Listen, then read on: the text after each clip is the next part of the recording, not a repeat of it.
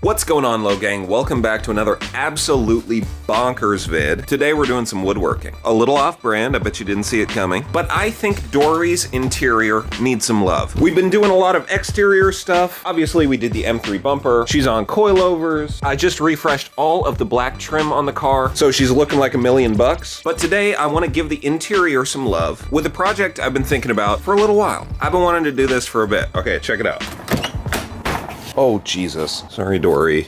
Okay, she's all good. Okay, so welcome to the interior of Dory. If you've been following along, you know we did this COOLERWORX shifter about a month ago, and I just think it looks awesome. And it's got this super sick, like, knurled shift knob, which I think looks great. Over here, we have the last remaining piece of wood trim on the car. From the factory, the car had a wood shift knob that perfectly matched this fake wood over here. Now that we have the COOLERWORX shifter in here, this is the only piece of fake wood, and it's looking kind of lonely. And I've never been a huge fan of fake wood or fake carbon fiber or any like materials that are supposed to look like something that they're not. If you like fake carbon fiber, no judgment. Do what you love, you know? It's just not my style. But anyway, today I want to make a real wood version of this and a perfectly matching real wood shift knob for the COOLERWORX shifter. Now you might be wondering, Logan, what type of wood are you gonna use? That's a really good question. I'm not entirely sure. You see, here is the material that I want to use. I picked this up from a woodworking shop that had a giant stack of wood scraps in the back, and they would sell you any wood scraps you could take home for like $5 a pound. So I think in total with tax, I paid like $8 for both these pieces of wood. Like I said, I don't know what type of wood it is. Any wood experts out there, chime in. I just chose this one because it had such a cool knurled pattern, and I'm hoping once we cut this down and turn it into the shift knob that it was meant to be, some of that knurling is going to show through. And then at the end, we're going to clear coat it so that hopefully it has that glossy OEM sheen that the fake wood in Dory has from the factory. So I'm hoping this is going to be a pretty simple project. If you want to do something like this for your E36 or just your car in general, I'll share my progress along the way and hopefully we can learn something together. But I think the first step is to take the existing shift knob and the existing fake wood out of Dory, sketch out some templates, and then I guess we, get to woodworking. Or whatever. I will share one thing that I think is super funny. One of the previous owners at some point obviously had to repair this and stick it back on because it's Velcroed on. I know that's a relatively unorthodox way to attach a piece of trim to a car, but I think I'm gonna attach to the new one via Velcro as well, because I think this is super funny. And also, I don't know, easy to replace later on. But anyway, just thought that was kind of funny. I'm gonna pull off the shift knob and then we'll get right into it.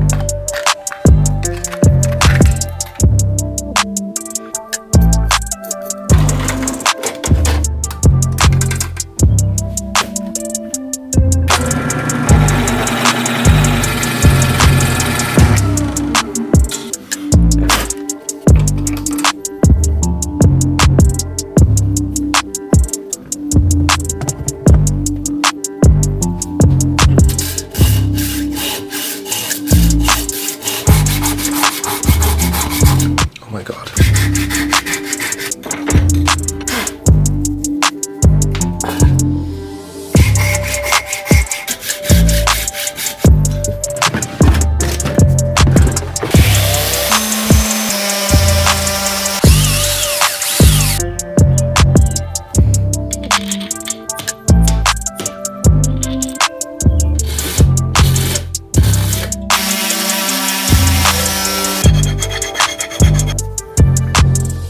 All right, fellas, we're back. It's been a couple days. I've been working on the pieces, and I think they're finally done. Okay, so here they are. I'll start with the simple one. I didn't actually show the process on camera because it's literally a rectangle. So I basically hand cut this with that really long Japanese pole saw that you saw earlier. That's really great for long, straight cuts. I guess I technically could have done it with like power tools, but I don't know, it's felt more like craftsmanly. Like I mentioned a bit earlier, we got the Velcro on the back. If you're not keeping your trim on with Velcro, I don't know what you're doing. Actually, on the back here, I had to shave out a little bit because the surface that this rests on actually isn't perfectly flat. There's a little bit of a bow to it. And then I did a little bit of sanding and rounding on all of the corners. It's really simple, but I think it's gonna look a lot better once we clear coat it. And moving on to the piece de resistance, we got the shift knob. I think it turned out pretty darn cool. Now, as you saw, it was kind of a pain in the rump to shave this thing down by hand. I don't have a lathe, and so I was left to basically plane off all the wood I didn't want. That's not the most efficient way to do this. But, you know, I was trying to work with the tools that I had, and honestly, I think it turned out pretty good. Now you can see that the Allen bolt is resting in the top here. If I kind of shake that out, then we get a good look at the aluminum shoulder that I pressed in there, and that's only necessary because I bored out the entire thing to the correct diameter, and I could have technically only drilled part of the way through this and then done a smaller hole up top to leave a wooden shoulder for this to rest on, but I thought this was a more robust way to do it. Basically, drill it out one size, drill a slightly larger hole on top, and that creates a much more robust place for this Allen bolt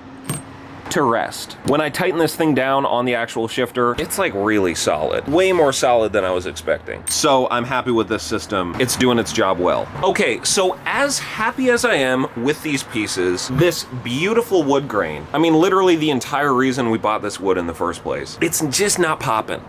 We gotta make it pop. And what better way to do that than clear coat it? I am no pro when it comes to finishing wood. I actually am far from a pro. I know absolutely nothing about it. And while I could have maybe waxed it or stained it, I would like this stuff to be like somewhat reflective. I know that sounds weird, but I think it would look more like OEM plus. And the clear coat that I have access to, which is, by the way, the exact same clear coat we used for Dory's front bumper, that's 2K clear. So it's a 2-part clear that comes out of a spray can. And I think this will be better than 1K clear because it is chemically activated. That second part activates it, hardens the clear coat. And for a relatively porous wood like this, which by the way, I still don't know what type of wood it is technically, it's gonna try to soak up a lot of like whatever you put on it. And so I figure that first layer of soaked up clear coat is gonna chemically harden better than if it only hardened through air exposure, which obviously would not be ideal if it was buried deep inside the grain of the wood. Anyway, it doesn't matter. I just think 2K clear is gonna work better for this. We'll do one coat, let it dry, then just lay on as many coats as we can. It's a pretty straightforward process, but you gotta use your respirator. This is my obligatory safety warning. Do not spray 2K clear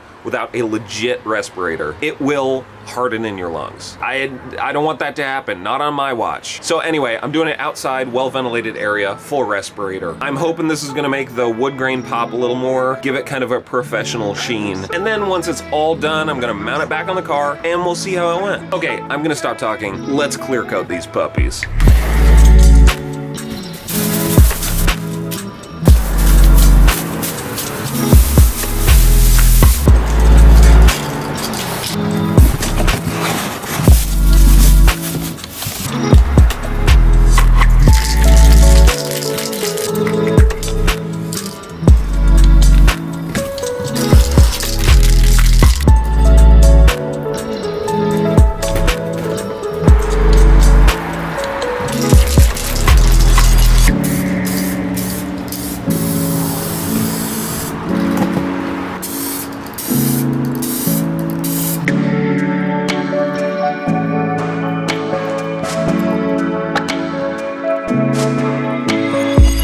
It has been approximately 48 hours. The clear coat has hardened. The parts are reinstalled. Check it out. Boom! Look at these things. Look at that reflection. Look how glossy that is. I am so happy with how this turned out. I have not cut or polished the clear coat at all. This is just straight out of a spray can. Hold on, let me hit the lights here. Okay, now you can see it a little better. Look at that. that? You can see the reflection of my hand. I know I'm harping on these reflections. I know it's not that exciting. As you can see, I've kind of angled the grain towards me. If I use my phone flashlight, you'll be able to see it a little bit better. The part that's facing towards us right now, that I think is the most beautiful part. And so I always want that to be the thing that I see when I'm driving around. Speaking of driving around, the actual size and shape of the shift knob feels great. I rounded it enough on top so that I can kind of rest my hand there comfortably. The countersunk shoulder that we put in there for the hex bolt, that's working great. As you can see, that bolt doesn't stick up at all. And I made the shift knob overall this general shape, rather than the more cylindrical shape that the COOLERWORX shifter came with, because I no longer have that knurled grip on the shift knob. And with this particular shifter, when you are in first and then you want to go to second, you have to pull the whole thing over and back. And as you can see, when you're doing that quickly,